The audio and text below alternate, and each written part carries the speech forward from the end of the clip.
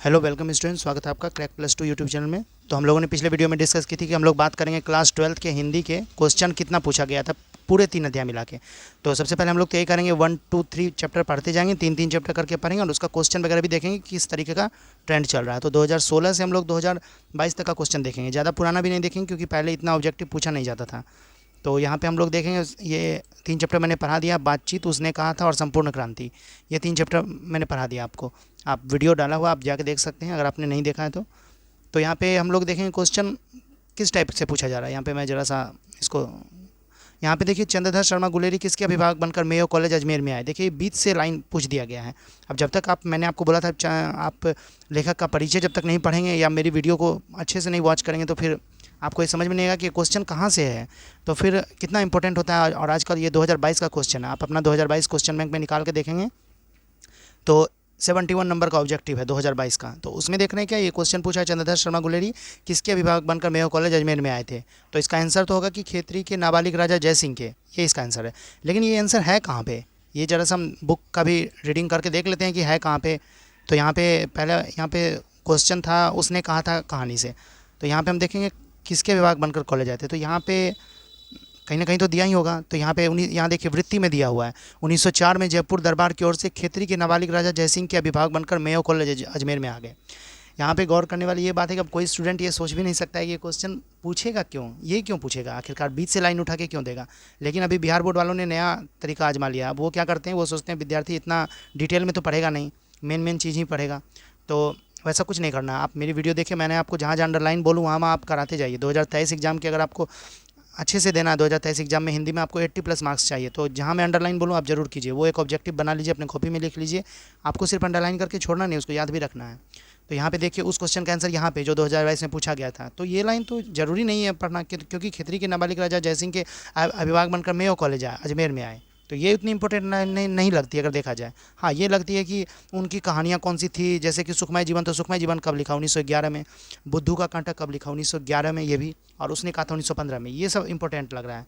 लेकिन ये लाइन अगर पूछ रहा है तो इसका मतलब बीच से कहीं से भी पूछा जा सकता है। और जहाँ जहाँ मैं अंडरलाइन बोलूँ आप वहाँ करेंगे। तो अब हम दूसरा क्वेश्चन देखते हैं। दूसरा क्वेश्चन क्या पूछा गया है। ये तो 71 नंबर में एक क्वेश्चन हो गया। 3 ही अध्याय तक का हम लोग क्वेश्चन देखेंगे, और भी क्वेश्चन है लेकिन हम लोग जैसे 3 अध्याय पढ़ते जाएंगे, 1 2 3 पढ़े तो पहले थोड़ा सा उसको आगे नहीं करके पहले उसका क्वेश्चन वगैरह देखेंगे कैसा पूछा जा रहा है। फिर हम लोग 4 5 6 अध्याय कंप्लीट करेंगे। जब हम लोग 4 5 6 अध्याय कंप्लीट कर लेंगे तो फिर हम उसका क्वेश्चन डिस्कस करेंगे, सिर्फ 4 5 6 का, कि किस तरह से ऑब्जेक्टिव पूछा जा रहा है, ट्रेंड क्या चल रहा है, क्या कहीं बीच से भी पूछा जा रहा है। तो यहाँ तो आपने देख लिया कि ये क्वेश्चन बीच से पूछा गया था, तो इसका आंसर सी होगा। तो जो मैं आंसर बताऊँ आपको वही लिखना है। अगर क्वेश्चन बैंक में कुछ और आंसर दिया हुआ है तो उस पर आपको यकीन नहीं करना है। ये सही आंसर होगा, सी। तो अगर 72 में देखिए, बातचीत शीर्षक निबंध के अनुसार रस का समुद्र किनकी बातचीत में उमड़ा चला आता है। तो इसका तो आंसर होगा 2 हम सहेलियों की बातचीत में। लेकिन ये है कहाँ पे, कहाँ से ये क्वेश्चन पूछा है, बातचीत के कहानी से पूछा है, बातचीत निबंध से पूछा है, या फिर बातचीत में लेखक परिचय से पूछा है। तो दोनों वीडियो मैंने डाल दिया अपने चैनल पे, आप जाके देख सकते हैं। यहाँ पे हम लोग डिस्कस करेंगे ये रस का समुद्र किनकी बातचीत में उमड़ा चला आता है, ये कहाँ पे इसका आंसर, जरा देखते हैं ये कहाँ से पूछा है। तो हम लोग इसके लिए फर्स्ट चैप्टर पे जाएंगे। यहाँ पे बातचीत में मैंने क्लिक किया। अब यहाँ पे ये तो लेखक परिचय से आई थिंक ये नहीं पूछा है, क्योंकि यहाँ पे मुझे लगता है ये पूछा भी होगा अगर तो ये कहानी से ही, निबंध के बीच से ही पूछा होगा। क्योंकि रस का समुद्र किनके बीच उमड़ आता है, इसमें ज़रूर होगा। मैं देख रहा हूँ कहाँ पे ये कहानी के भी बीच से पूछा जा सकता है, ऐसा कोई ठीक नहीं है। यहाँ पे थोड़ा सा नीचे जाते हैं, देखते हैं कहाँ पे है।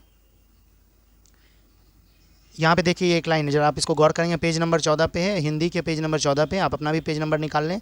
यहाँ लिखा हुआ है क्या, रस का समुद्र मानो उमड़ा चला आ रहा है। तो यहाँ पे वो लाइन तो मिल गई, लेकिन हम कैसे समझेंगे कि किन के बारे में ये बोल रहे हैं। तो एक लाइन पीछे हमको जाना पड़ेगा। यहाँ पे देखिए, यहाँ पे इस जगह, 2 हम सहेलियों की बातचीत का कुछ जायका ही निराला है, रस का समुद्र मानो उमड़ा चला आ रहा है, यानी इन्हीं के बारे में बोला जा रहा है, 2 हम सहेलियों के बारे में। तो अब हम अपने क्वेश्चन पर आएंगे। क्वेश्चन पर आते हैं। यहाँ पे क्वेश्चन में देखिए दिया हुआ है, बातचीत शीर्षक निबंध के अनुसार रस का समुद्र किन की बातचीत में उमड़ा चला था। 2 हम सहेलियों की बातचीत में। आपको क्वेश्चन बैंक के आंसर में 2 पुरुषों की बातचीत दिया हुआ, लेकिन वो गलत आंसर है। अभी आपको मैंने बुक में भी दिखा दिया क्या आंसर है। तो आपको क्वेश्चन बैंक के क्वेश्चन पर ही सिर्फ भरोसा करना है, आंसर गलत ही दिया रहता है अक्सर। तो आंसर मैं आपको बताने के लिए हूँ, मेरे आंसर पर आप बिलीव कीजिएगा। फिर 73 क्वेश्चन देखिए, तो उसने कहा था शीर्षक कहानी में यह किसने कहा, यहाँ कहा होना चाहिए, उद्यमी उठ सिगरी में कोले डाल। तो ये वाला क्वेश्चन है कि ये किसने कहा था कि उद्यमी उठ सिगरी में कोले डाल। तो इसका आंसर आई थिंक होना चाहिए वजीरा सिंह। ये वजीरा सिंह ने कहा था। अब कहाँ पे कहा था जरा हम उसको देख लेते हैं। तो सबसे पहले मुझे ये कहानी निकालनी होगी, उसने कहा था।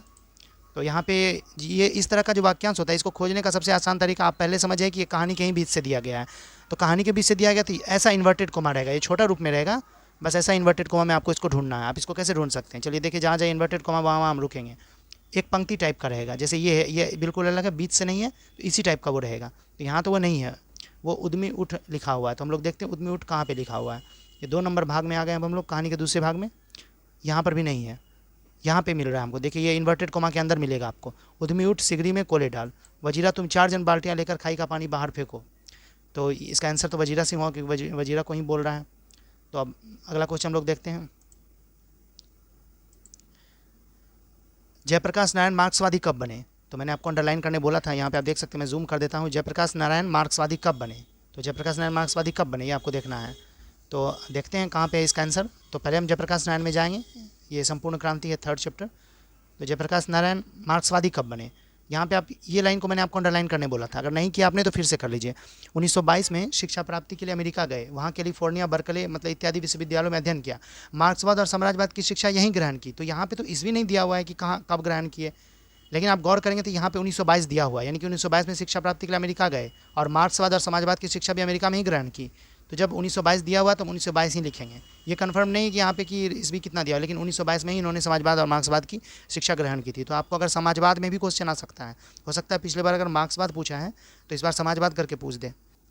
तो आपको समाजवाद अगर पूछेगा तो वो भी 1922 में ही की, और मार्क्सवाद पूछेगा तो वो भी 1922 में। अब हम लोग देखते हैं, अपने क्वेश्चन पे आते हैं। यहाँ पे जयप्रकाश नारायण मार्क्सवादी कब बने, तो इसका आंसर होगा 1922 ईस्वी में। उसके बाद जयप्रकाश नारायण का पुकार का नाम क्या था? बबुआ, जगन, नारायण, बाउल। तो इसका आंसर तो बाउल होगा, लेकिन ये आंसर यहाँ पे है, मैंने आपको बोला था।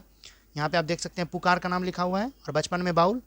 ये 2022 का क्वेश्चन में पूछा है। बचपन में बाउल बोला जाता था, बड़े होने पर जेपी नाम से प्रसिद्ध हुए। बड़े होने वाला नाम तो आप लोग लिख ही देंगे, और जनपक्षदाता के लिए लोकनायक, ये दोनों नाम आप लिख देंगे आराम से, अगर पूछा भी जाएगा, क्योंकि इस लोकनायक तो जयप्रकाश नारायण को ही बोला जाता है, और जेपी से जयप्रकाश हुआ। लेकिन बाउल नाम को याद उतना नहीं रखता है, तो बचपन में इनका नाम बाउल था, आपको याद रखना है। अब आप बोलेंगे पूछ दिया गया तो क्यों पूछेगा, कोई ज़रूरी नहीं कि नहीं पूछे, क्वेश्चन रिपीटेड भी हो सकता है। तो आपको ध्यान से देखना है, ऑब्जेक्टिव क्वेश्चन को देखना है, सब्जेक्टिव नहीं भी करिएगा तो कोई दिक्कत नहीं, 2022 का सब्जेक्टिव वैसे भी नहीं पूछेगा, ऑब्जेक्टिव लेकिन पूछ सकता है रिपीटेड, पिछले साल वाला। हम लोग आते हैं अपने क्वेश्चन बैंक पर और देखते हैं और कौन सा क्वेश्चन है। तो अब हम लोग जयप्रकाश नारायण का पुकार का नाम लिख दिए, बाउल था। अब यहाँ पे है एक क्वेश्चन, ये तो भगत सिंह का जन्म कब हुआ था, जब हम लोग ये चैप्टर पढ़ेंगे तब देखेंगे। अभी हम लोग दूसरा क्वेश्चन की तरफ जाते हैं। ये है 2022 का ही है शायद, आई थिंक 1 मिनट। ये 2022 में क्वेश्चन पूछा, सब्जेक्टिव में उसने कहा था शीर्षक कहानी में ये लिखा हुआ है, लप्टन साहब की जेब से क्या बरामद हुआ था? बम के समान 3 गोले बरामद हुए थे उनकी जेब से। तो आपको इसका उत्तर मैंने बता दिया, लेकिन आप जब मैं इसका आंसर लिखाऊंगा तो आप इसको लिख लेंगे। ये उसने कहा था कभी आंसर नहीं लिखाऊँ, जब लिखाऊंगा तो आपको उसमें लिख लेना है। तो अब हम लोग अगला ऑब्जेक्टिव देखते हैं क्या है। उसके बाद ये क्वेश्चन है, मैं आपको बोल दूँगा, आप क्वेश्चन बैंक निकालते हैं। 2021 का क्वेश्चन बैंक आपको निकालना है। 2021 में आपको 12 नंबर का क्वेश्चन में देखना, उदय प्रकाश का जन्म कब हुआ था। तो ये उदय प्रकाश का जन्म तो मैंने पाठ के लेखक और उसमें बता ही दिया था सबका, तो ये क्वेश्चन भी आपको एक तरह से मिल ही गया। पाठ का नाम, उसके लेखक का नाम और वो उनका जन्म, तो इसमें भी मिल ही गया आपको। और उसके बाद हम लोग देखते हैं ये वाला, जे कृष्णमूर्ति का पूरा नाम क्या था? तो जिद्दू कृष्णमूर्ति नाम था, ये भी आंसर मिल ही गया जितना पढ़ा है उसमें से। तो अब अगला पेज में हम लोग देखते हैं और क्वेश्चन क्या है।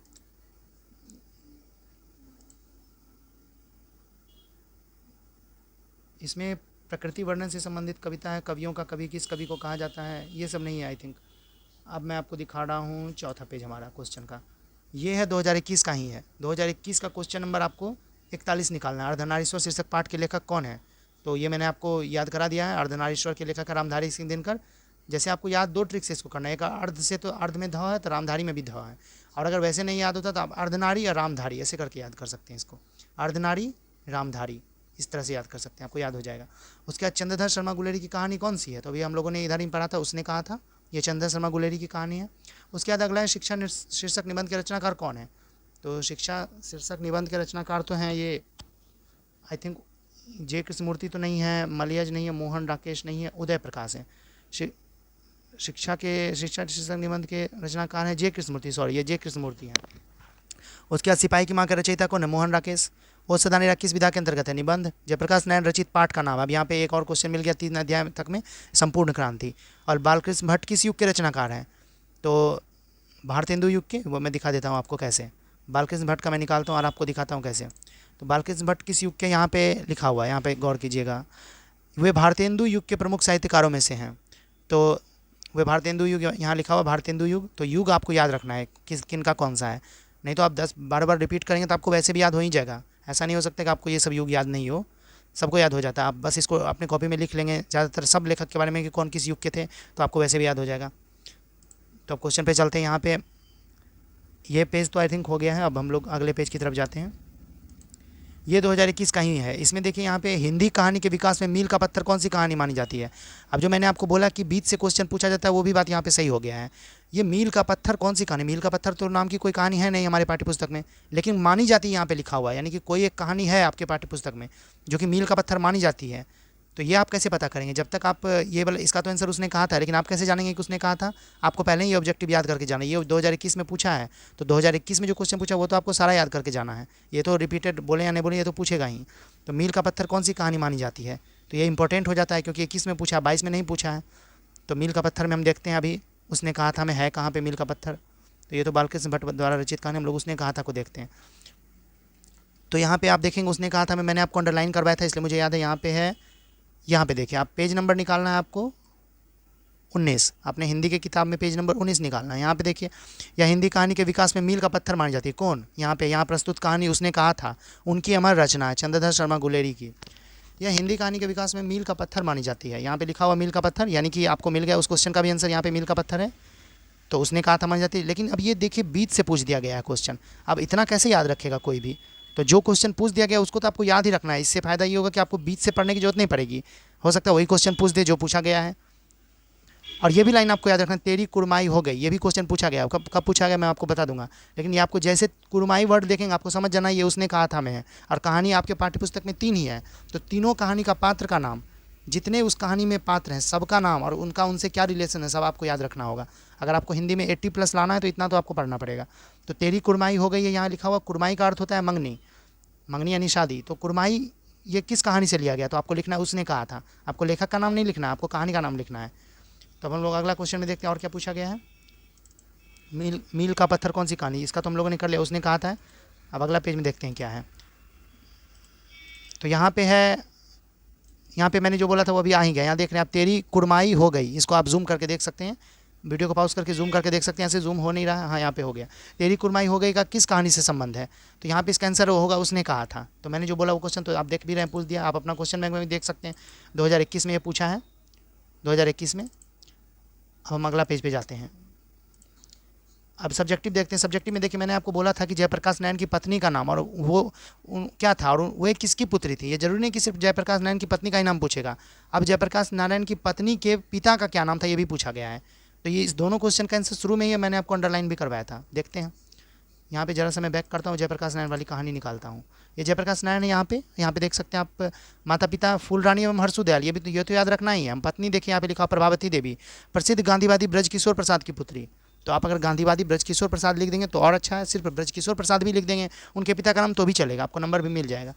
लेकिन आपको ध्यान रखना है, ये बीच बीच से क्वेश्चन पूछा जा रहा है, लेकिन मैं आपको ऑब्जेक्टिव वगैरह भी दूंगा, आपको अंडरलाइन भी करवा दूंगा, लेकिन आपको सारा कुछ तैयार करते जाना है एक साथ। अगर आप सोच रहे हैं कि लास्ट मंथ में करेंगे तैयार तो बाद में प्रेशर बहुत ज़्यादा पड़ जाएगा आपके ऊपर, तो वैसा काम आपको नहीं करना, आपको तैयार भी करते जाना है। ऑब्जेक्टिव क्वेश्चन तो तुरंत याद हो जाता है, अभी सब्जेक्टिव आपको मैं याद करने का सजेशन नहीं दूंगा, अभी सब्जेक्टिव क्वेश्चन आपको याद नहीं करना है, अभी आपको पहले ऑब्जेक्टिव करना है सारा ऑब्जेक्टिव, और उसको आप रिपीट भी करते जाइए संडे के दिन।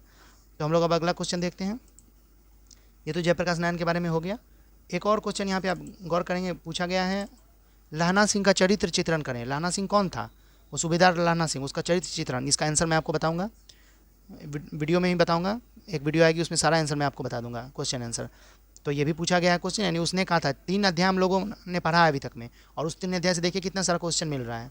तो यानी कि जो मैंने आपको अंडरलाइन करने बोला वो सब बहुत ज़रूरी है, उसको मतलब इग्नोर करने का जरूरत नहीं है। अगर इग्नोर करेंगे तो फिर बाद में आप समझेंगे नहीं कि क्वेश्चन आया कहाँ से। अगला पेज में हम लोग देखते हैं। इसमें जयप्रकाश नारायण ने छात्र आंदोलन का नेतृत्व कब किया, ये एक इंपॉर्टेंट क्वेश्चन है। तो इसका आंसर तो 1974 होगा, लेकिन हम लोग ढूंढेंगे कैसे कि क्या ये 1900। एक और क्वेश्चन हम लोग ले लेते हैं, रिकंस्ट्रक्शन ऑफ इंडियन पॉलिटी नामक पुस्तक किसने लिखी, इसका भी आंसर जयप्रकाश नारायण ही होगा। तो अब ये दोनों क्वेश्चन को हम लोग देखते हैं कहाँ पे मिलेगा इसका आंसर हमको। जयप्रकाश नारायण ने छात्र आंदोलन का नेतृत्व कब किया, तो यहाँ पे हम लोग देखते हैं जयप्रकाश नारायण के बारे में, यहाँ जयप्रकाश नारायण के ही बारे में है। तो इन्होंने छात्र आंदोलन का नेतृत्व कब किया ये पूछा गया है। तो यहाँ पे आप देखेंगे राजनीतिक जीवन, आंदोलन, आंदोलन यानी राजनीति। तो राजनीति में इन्होंने क्या क्या किया 1932 में, सविनय अवज्ञा इस बार हो सकता है ये पूछ दे। आप इसको अंडरलाइन करके रखें, मैंने पहले भी वीडियो में बोल दिया, आप वीडियो देख सकते हैं जाके, उसमें सारा अंडरलाइन मैं करवा चुका हूँ। 1929 में कांग्रेस में शामिल हुए, 1932 में सविनय अवज्ञा आंदोलन के दौरान जेल गए, फिर उसके बाद कांग्रेस सोशलिस्ट पार्टी के गठन में अहम भूमिका निभाई। तो हम लोगों को ये ढूंढना है कि ये आंदोलन से कब जुड़े। तो यहाँ पे लिखा हुआ 1974 में छात्र आंदोलन का नेतृत्व किया, यही क्वेश्चन पूछा गया था, तो आपको 1974 आंसर मिल गया। और दूसरा क्वेश्चन ये था कि रिकंस्ट्रक्शन ऑफ इंडियन पॉलिटी किन की रचना है, तो इन्हीं की रचना है, जयप्रकाश नारायण की। बस इनका एक ही है, ज़्यादा है नहीं, तो आपको इनका तो याद ही रखना होगा। तो रिकंस्ट्रक्शन ऑफ इंडियन पॉलिटी, तो जयप्रकाश नारायण यहाँ पे है, जयप्रकाश नारायण नहीं लिखा है। ये दोनों क्वेश्चन का आंसर आपको मिल गया। देखते हैं हम लोग अगला क्वेश्चन, ये कब पूछा गया था, तो ये पूछा गया है 2020 में, 2020 का क्वेश्चन है, ये तो और इम्पोर्टेंट है, आपको तो इसको देखना ही है। अब हम लोग नीचे देखते हैं यहाँ पे क्या है, यहाँ पे बालकृष्ण भट्ट के पिता का क्या नाम था। तो बालकृष्ण भट्ट वाला आप अध्याय निकालिए, फर्स्ट अध्याय ही है, उसमें लिखा हुआ है पिता का नाम बेनी प्रसाद भट्ट, तो इनका बेनी प्रसाद भट्ट था। और अगर आप अंडरलाइन किए होंगे तो आपको याद होगा। दूसरा उसने कहा था कहानी है, कैसी कहानी है, युद्ध की कहानी, दिव्य प्रेम की कहानी, प्रेम पर बलिदान होने की कहानी, इनमें से सभी। तो आई थिंक क्वेश्चन बैंक में तो दिव्य प्रेम की कहानी दिया, लेकिन ये आंसर गलत है। आप भी सोचेंगे क्योंकि उसने कहा था मैं लाना सिंह बाद में अपना जान न्यौछावर कर देता है सूबेदारनी के बोलने पर, यानी अपने उसके मन में प्रेम था, तो प्रेम पर वो बलिदान हो गया, मतलब अपने प्रेम के लिए वो अपना भी जान गंवा दिया, लेकिन उनके पति और उसके बेटे की रक्षा किया। तो ये प्रेम पर बलिदान होने की कहानी, ये सही आंसर इसका, जहाँ तक मैंने देखा यही सही आंसर मुझे लगा। अगला क्वेश्चन है निम्न में से कौन सी रचना गुलेरी जी की नहीं है। तो सबसे पहले गुलेरी का मतलब क्या हुआ, चंद्रधर शर्मा गुलेरी। तो हम लोग देखते हैं कि कौन सी रचना गुलेरी जी की है। यहाँ क्वेश्चन पे ध्यान देना आपको, नहीं है, यहाँ नहीं लिखा हुआ है, तो पहले जो है वो देख लेते हैं, नहीं है तो बाद में पता चल ही जाएगा। तो यहाँ पे हम लोग आते हैं, यहाँ पे देखते हैं चंद्रधर शर्मा गुलेरी का निकालते हैं हम लोग, उसने कहा था। तो इनकी रचना देखते हैं, यहाँ रचनाएँ लिखा हुआ है, तो यहाँ रचना देखते हैं। सबसे पहले सुखमय जीवन, बुद्धू का कांटा, और उसने कहा था, इनकी 3 ही रचना है। तो ये दोनों हम लोग देखते हैं कहाँ पे, या क्या तीनों में से कोई ऐसा ये होगा तो आंसर नहीं होगा, ये पूछा रचना नहीं है। बुद्धू का कांटा, सुखमय जीवन, देखिए ऑप्शन ए में सुखमय जीवन, ये तो रचना है, ये आंसर नहीं होगा। उसके बाद बुद्धू का कांटा, ये भी उनकी रचना है, ये भी आंसर नहीं, ये पूछा रचना नहीं है, तो उसने कहा था, ये भी उनकी रचना है। लेकिन हारे को हरिनाम, ये उनकी रचना नहीं है, तो यही होगा आंसर, ध्यान से देखना है आपको। नेक्स्ट नीचे में है जयप्रकाश नारायण के बचपन का नाम क्या था। तो ददन, बबन, बाउल और दीना। तो जयप्रकाश नारायण के बचपन का नाम बाउल था, ठीक, आपको बाउल लिखना है। जयप्रकाश नारायण के बचपन का नाम याद रखना है, मैंने पहले भी बोला था, ये क्वेश्चन फिर से रिपीटेड है। तो ये सब क्वेश्चन मैं ये 2020 का देख रहा था। अब नेक्स्ट क्वेश्चन देखते हैं, यहाँ पे ये क्वेश्चन है सब्जेक्टिव, यहाँ पे लिखा हुआ है, एक मिनट, उसने कहा था कहानी का केंद्रीय भाव क्या है। ये भी क्वेश्चन आंसर में मैं बता दूंगा। हम लोग तो अभी फिलहाल ये कर रहे हैं कि 1 2 3 अध्याय में जितना पूछा गया सारा क्वेश्चन को देख रहे हैं। तो नेक्स्ट पेज पे देखते हैं ये क्वेश्चन कब पूछा गया। ये क्वेश्चन पूछा गया 2020 में, तो आपको मैं ये भी बता रहा हूँ कि कब पूछा गया। अब नेक्स्ट देखते हैं, ये 2 पेज में है, तो पहला पेज देख लेते हैं, इसमें क्या है। इसमें है संपूर्ण क्रांति के रचनाकार कौन है, तो इसका आंसर होगा जयप्रकाश नारायण। संपूर्ण क्रांति के रचनाकार तो जयप्रकाश नारायण है। और इसमें दूसरे पेज में क्वेश्चन क्या है, दूसरे पेज में क्वेश्चन है यहाँ पे सब्जेक्टिव में, उसने कहा था कहानी का केंद्रीय भाव क्या है। तो ये तो हम लोगों को पता ही चल गया केंद्रीय भाव क्या है, तो आंसर में बता भी दूंगा मैं अगले वीडियो में। अब हम लोग देखते हैं नेक्स्ट, इसमें है उसने कहा था किस प्रकार की कहानी है। तो ये कर्म प्रधान कहानी है, इसको आपको आंसर याद रखना है, इसका कर्म प्रधान कहानी है ये। और फिर और तो इसमें आई थिंक क्वेश्चन नहीं है कुछ भी। हम लोग नेक्स्ट देखते हैं, इसमें है उसने कहा था कहानी के नायक कौन है। तो नायक लाना सिंह है, आपको याद रखना है। उसने कहा था कहानी का नायक लाना सिंह। आप निकाल सकते हैं 2019 का क्वेश्चन बैंक। अगर आपको वीडियो में पिक्चर अच्छे से नहीं दिख रहा तो क्वेश्चन बैंक तो आपके पास है ही, क्वेश्चन बैंक में आप देख सकते हैं। मैं ईयर बता देता हूँ, 2019 है, 2019 का 49वां क्वेश्चन। तो लाना सिंह नायक का भारत का विशेषण तो भारतीय होगा। ये एक्स्ट्रा क्वेश्चन का आंसर मैं आपको बता देता हूँ, ये भारतीय होगा, भारत का विशेषण। तो और कोई क्वेश्चन है सब्जेक्टिव में, आई थिंक व्यक्ति से नहीं, हमें तो नीतियों से झगड़ना है, सिद्धांतों से झगड़ा, कार्यों से झगड़ा। तो ये जयप्रकाश नारायण द्वारा बोला गया है, तो आपको इसका आंसर मैं बता दूंगा। उसके बाद हम लोग ऑब्जेक्टिव क्वेश्चन को ही नेक्स्ट देखते हैं। ये ऑब्जेक्टिव है 2018 का। इसमें बालकृष्ण भट्ट किस काल के रचनाकार हैं। तो ये आधुनिक काल के हैं। भारतेंदु युग है, युग आपको याद रखना भारतेंदु, लेकिन काल इनका आधुनिक काल है, ठीक है, आधुनिक काल आपको याद रखना है। उसने कहा था किस वर्ष की रचना है। तो उसने कहा था 1915 में रचित है, ब्रैकेट में लिखा हुआ था, मैंने आपको बताया था 1915 में ये लिखा गया। और संपूर्ण क्रांति का नारा किसने दिया। तो जयप्रकाश नारायण, आपके पार्ट में भी है। तो अब नेक्स्ट देखते हैं हम लोग क्या है, 2-3 पेज और बस बचा है। इसमें देखना है सब्जेक्टिव क्वेश्चन पूछा गया है। लाना सिंह ने बोधा के प्रति किस त्याग का परिचय दिया और जयप्रकाश नारायण किस प्रकार का नेतृत्व देना चाहते थे। यानी 3 ही चैप्टर से अभी तक में बहुत सारा क्वेश्चन मिल रहा है। लाना सिंह का चरित्र चित्रण करें। तो सारा क्वेश्चन का आंसर मैं आपको PDF के रूप में दे दूंगा टेलीग्राम पे, आपको सारा क्वेश्चन का आंसर मिल जाएगा।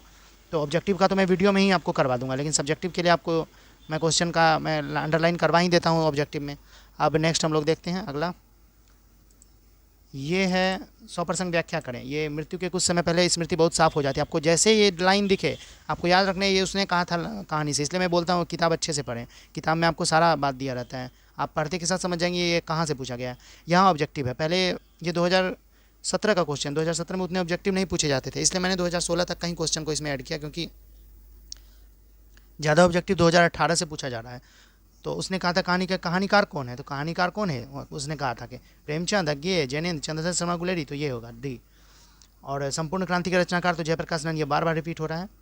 उसके बाद ये सही जोड़े का मिलान, यानी कि अगर आपको लेखक और कवि का नाम मैंने दे ही दिया था, आप इसको भी बना सकते हैं, ये आपसे बन जाएगा। दोनों का नाम मैंने आपको बता दिया था, कविता का भी कहानी का भी। हम लोग अगला पेज देखते हैं। अब